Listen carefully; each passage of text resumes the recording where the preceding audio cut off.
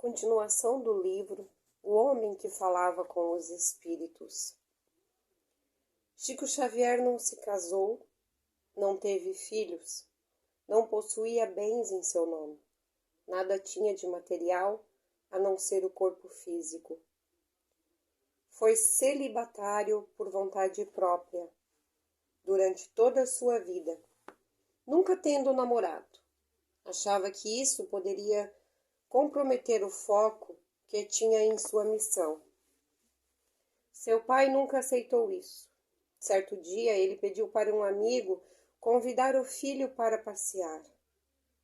Chico aceitou e saíram às ruas.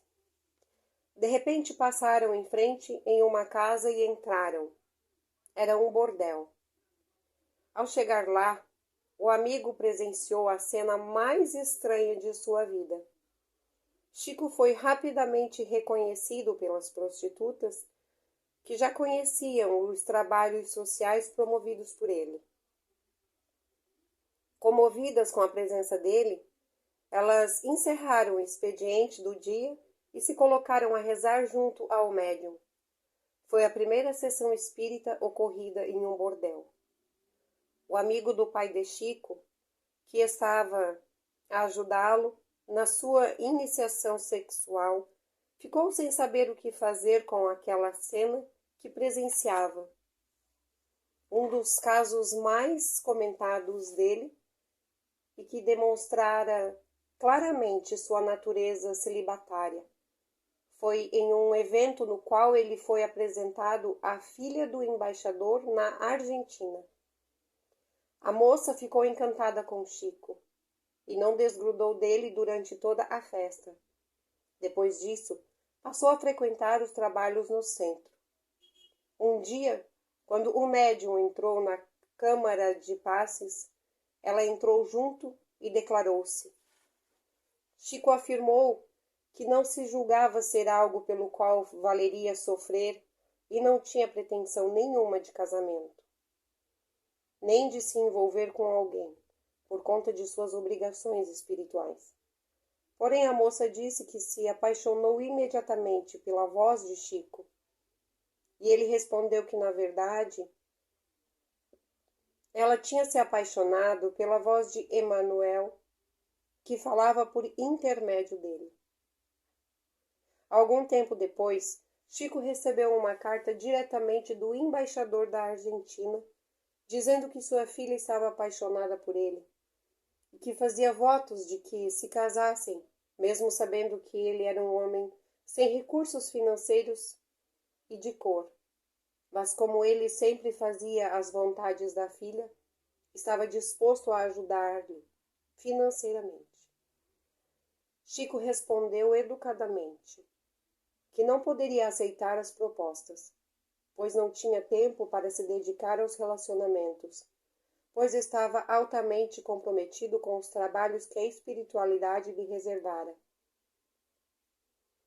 Com mais de 30 milhões de exemplares vendidos, ele poderia ter caído na tentação de embolsar parte dos dinheiros e direitos autorais e certamente encontraria maneiras de gastar esse dinheiro. Mas isso não aconteceu. Todos os direitos autorais que recebeu foram cedidos a instituições de caridade e espíritas. Em todos os momentos, ele exemplificou a humildade e o desprendimento que pregava.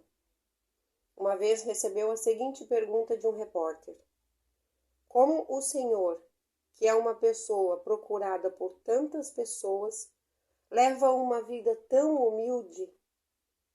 A resposta de Chico é reveladora do seu caráter. Eu ainda sou um privilegiado. Deus me deu um lugar para ficar. Almoço uma vez por dia. Isso é uma felicidade. Estou paralítico e com o coração alterado, mas estou feliz. Cumpri o meu dever. O que era para ser feito foi feito. Continuo fazendo, mas agora em menor escala. Ele sempre fez questão de afirmar que o trabalho não era seu. Durante entrevista ao programa Pinga Fogo, apresentado na extinta TV Tupi, ele foi inquirido pelo jornalista que já cogitava escrever e editar um livro não psicografado com seus conhecimentos.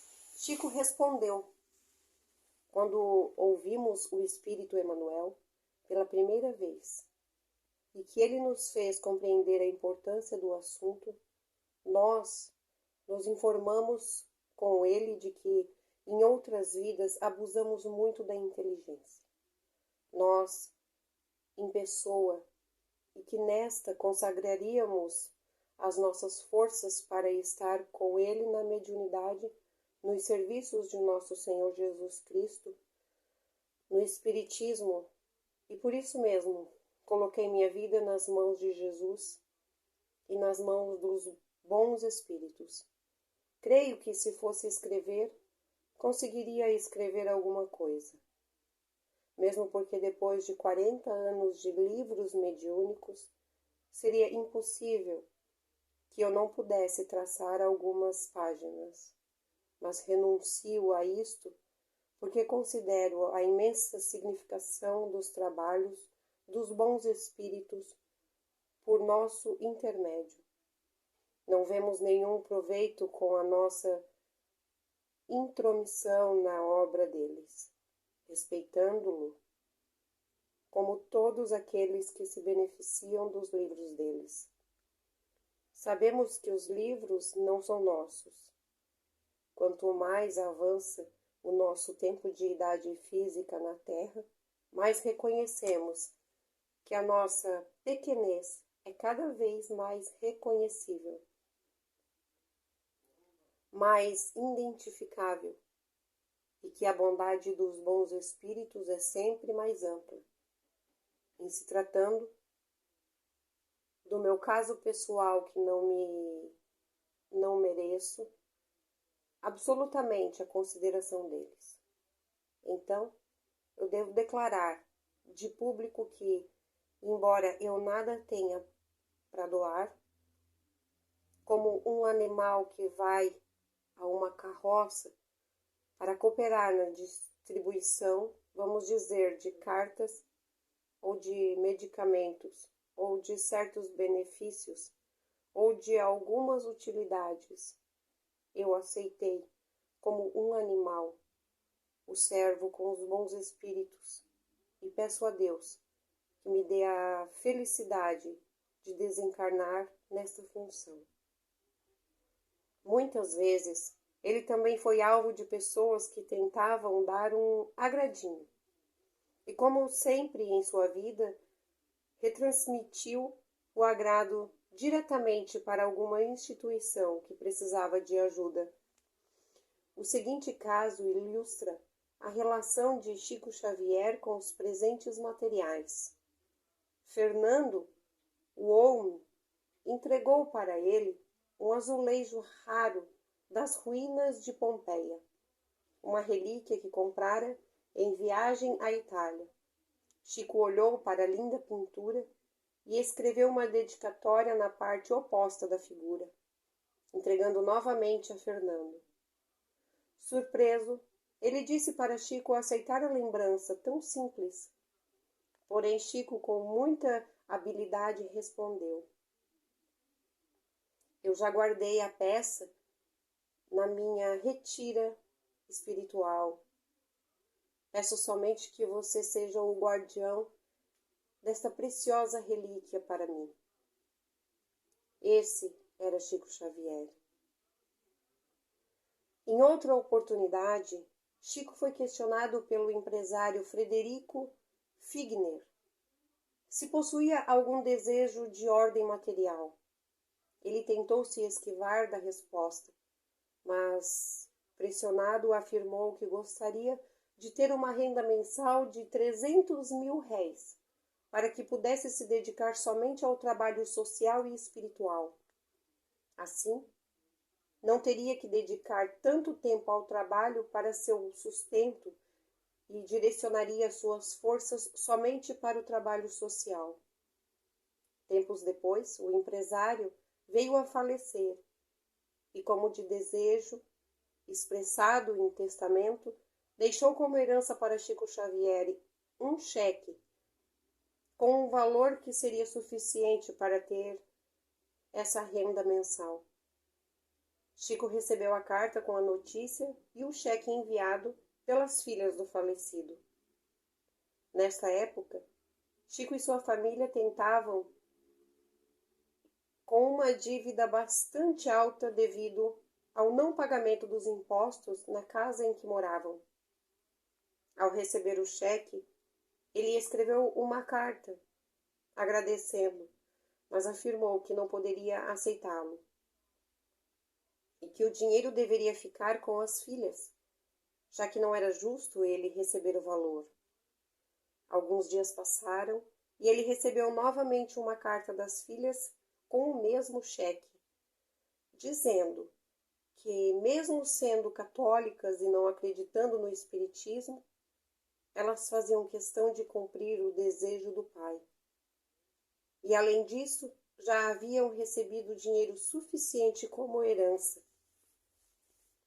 Não convencido, ele tentou devolver o cheque novamente e, diante da insistente recusa das filhas, pediu que o cheque fosse enviado diretamente à Federação Espírita Brasileira para a criação de um parque gráfico que serviria à produção de livros espíritas.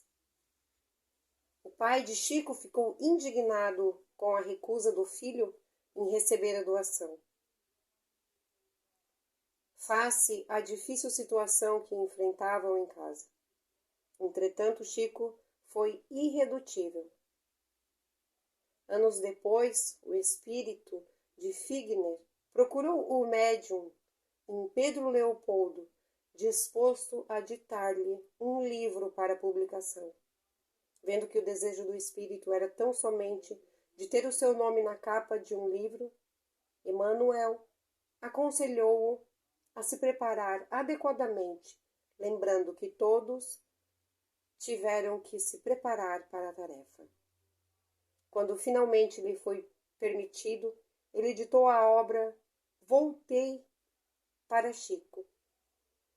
Emmanuel aconselhou Chico a enviar o original para a família de Figner, para ver se eles autorizavam a publicação, uma vez que Chico tinha passado por um momento extremamente difícil, quando anos atrás fora processado pela família de Humberto de Campos, que exigia o pagamento de direitos autorais. As filhas do empresário ficaram indignadas com o livro e disseram categoricamente que aquilo não fora escrito pelo pai.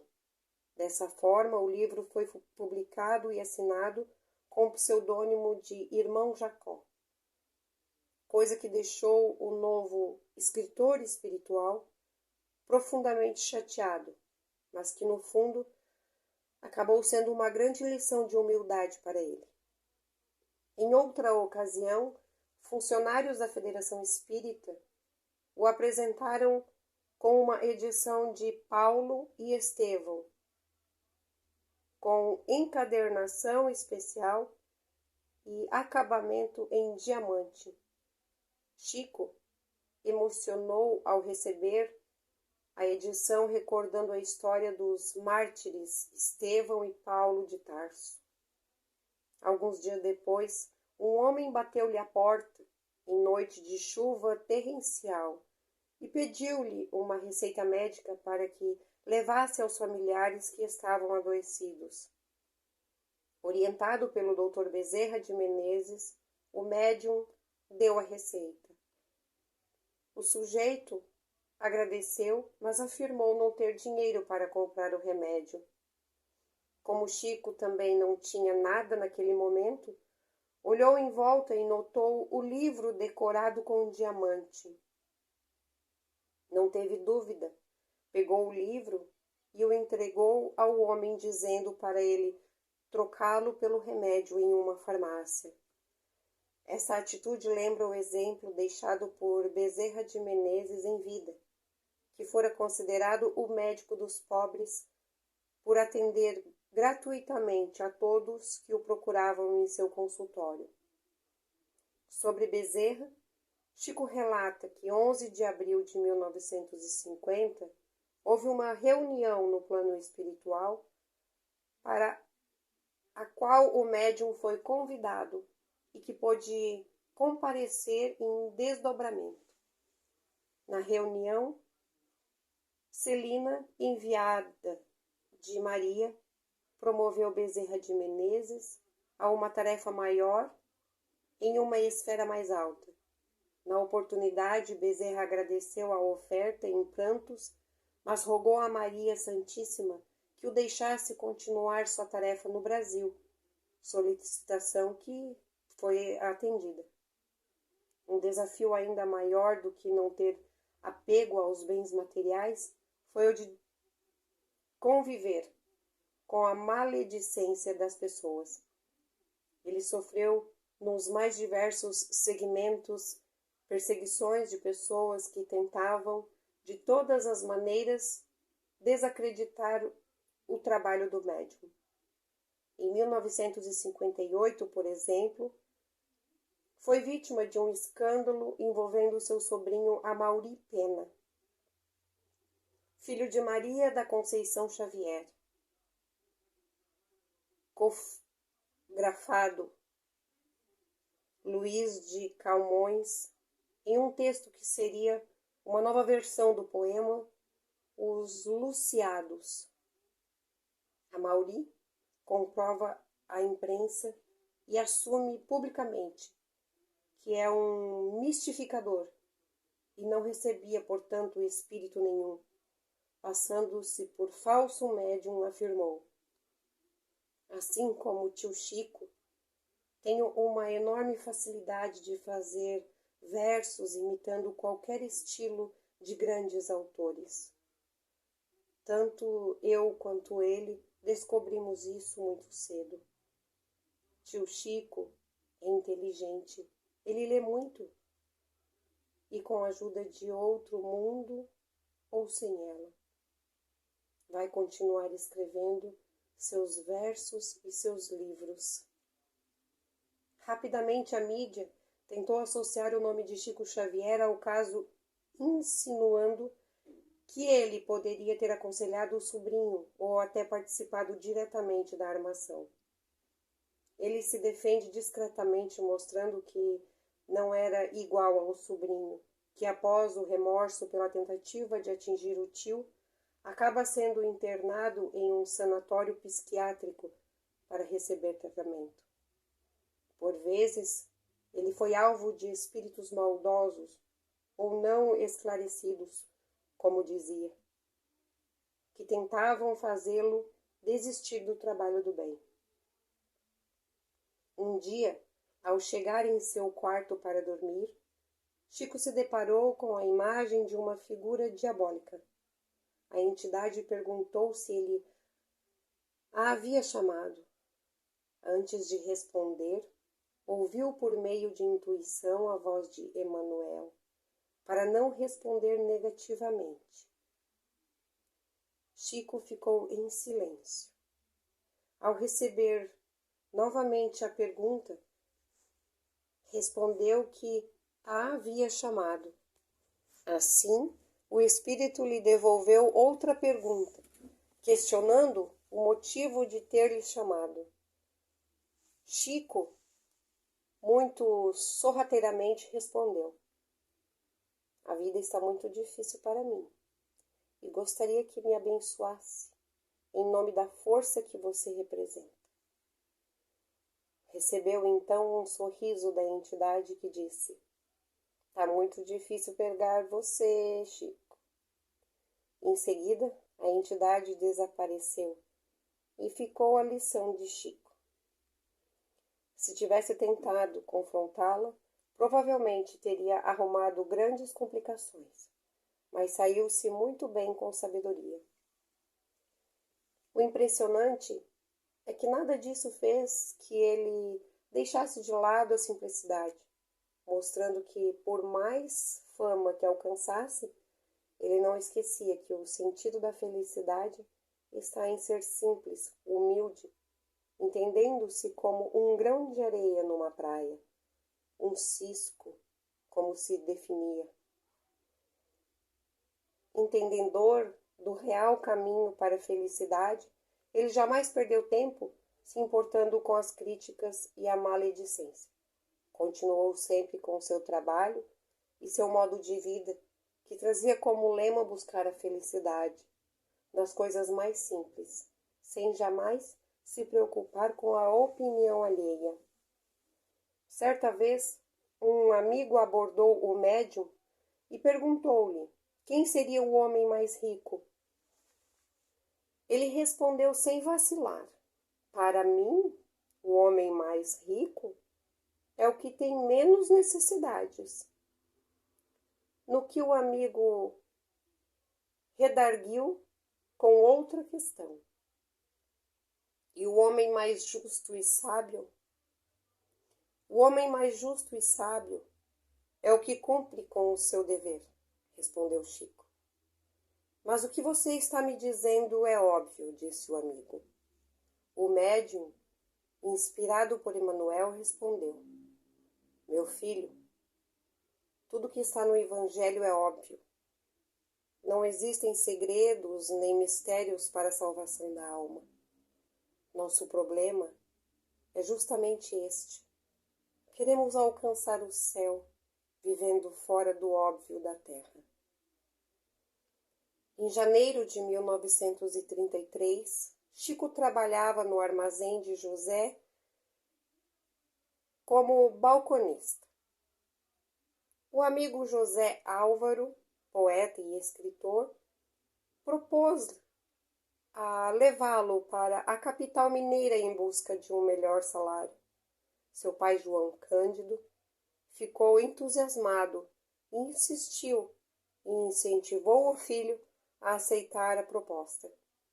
Ele ficou em dúvida e consultou Emmanuel, que lhe disse achar inoportuna a viagem, mas aconselhou-o a não desobedecer o pai. Em Belo Horizonte teve o primeiro contato com a fama gerada pelo livro Parnaso de Além Túmulo, mas as agitações e os elogios não foram suficientes para fazê-lo perder a humildade. José Álvaro, na realidade, queria que Chico assumisse as obras como sendo de sua autoria, e não dos espíritos. Ele recusou, e 3 meses depois, regressou a Pedro Leopoldo, retomando sua atividade no armazém. Passado 2 anos, foi tema de uma reportagem publicada no jornal O Globo, o que o tornou conhecido em todo o Brasil. A partir daí, milhares de pessoas passaram a visitá-lo em Pedro Leopoldo para conferir as suas habilidades mediúnicas. Chico começou a ficar preocupado com o fato de que o seu trabalho sério pudesse se transformar em espetáculo, pois naquela época ele fazia trabalhos de materialização e psicografava textos em vários idiomas, como inglês, alemão e até sânscrito. Tal fenômeno era o que mais impressionava leigos e estudiosos. Depois de um período realizando esse trabalho, Chico aceitou o conselho do seu guia Emmanuel, que sugeriu o fim daquele tipo de reunião, pois achava que a maioria das pessoas que procuravam estavam envolvidas por uma simples curiosidade totalmente improdutiva. Emmanuel sabia o que estava falando. Após encerrar esse trabalho, iniciou seu período mais produtivo em termos de mensagens esclarecedoras. No início da década de 1970, sua notoriedade aumentou ainda mais no país, quando participou do programa Pinga Fogo, transmitido pela extinta TV Tupi. Uma espécie de roda viva, em que jornalistas e espectadores faziam perguntas ao entrevistado. Esse programa estreou no ano de 1955 e ficou no ar até o início dos anos 1980, constituindo um dos marcos da história televisa do país. Em 28 de julho de 1971, mais de 75% dos telespectadores paulistas estavam ligados no programa para assistir a Chico Xavier, sabatinado ao vivo por conceituados jornalistas sobre os mais diversos temas. O programa, com previsão inicial de 70 minutos, acabou se estendendo por mais de 3 horas. O pedido de espectadores, ele foi repetido 3 vezes nas semanas seguintes. No dia 12 de setembro, Chico foi novamente entrevistado. Durante essa entrevista, foi questionado sobre o motivo de evitar até então aparecer em programas de televisão e de, nos últimos tempos, ter começado a participar desses programas. Chico respondeu que Emanuel sempre lhe indicou que, após completar a publicação de 100 livros, seria permitido que ele conversasse algumas vezes publicamente. Agradeço muito àqueles companheiros, aquelas autoridades que têm me convidado para outros programas, mas devo declarar que eu estou impossibilitado de assumir compromissos de vir à televisão periodicamente, com muita frequência, porque não posso. Não posso porque as tarefas mediúnicas no livro, em nossas reuniões públicas de evangelização, nos tomam a possibilidade. A partir dali, Chico conquistaria de vez o coração dos brasileiros, aumentando ainda mais a sua fama e fazendo milhares de pessoas tornarem-se espíritas. Em 1978, por exemplo, o médium interpretou a si mesmo na novela O Profeta, escrita por Ivani Ribeiro na extinta TV Tupi. Ele também era muito visitado por artistas, o que fez que sua popularidade aumentasse ainda mais. Os cantores Fábio Júnior e Roberto Carlos, as cantoras Vanusa e Vanderleia, o estilista Clodovil Hernandes, Risoleta Neves, viúva do ex-presidente Tancredo Neves, o então candidato à presidência Fernando Collor de Mello, os atores Lima Duarte e Tony Ramos, a apresentadora Xuxa, entre outras dezenas de artistas, foram até Uberaba em busca de conselhos do médium. Roberto Carlos, em entrevista à revista Intervalo, em 1971, chegou inclusive a declarar que conhecer Chico Xavier foi a realização de um sonho de infância. Chico também foi recordista em autógrafos. No dia 3 e 4 de agosto de 1973, no Clube Atlético Ipiranga, em São Paulo, ele autografou 2.243 livros nas 18 horas em que se submeteu à maratona. Já em 18 de abril de 1977, no Grupo Espírita Irmã Angelina, na cidade de Santos, em São Paulo, autografou a impressionante marca de 2.789 livros. Toda vez que ele aparecia na mídia, imediatamente aumentava o número de caravanas que se dirigia a Uberaba para procurá-lo. Mesmo com boa vontade, era impossível para Chico atender a todos os que procuravam, o que gerava frustração naqueles que não podiam ser atendidos.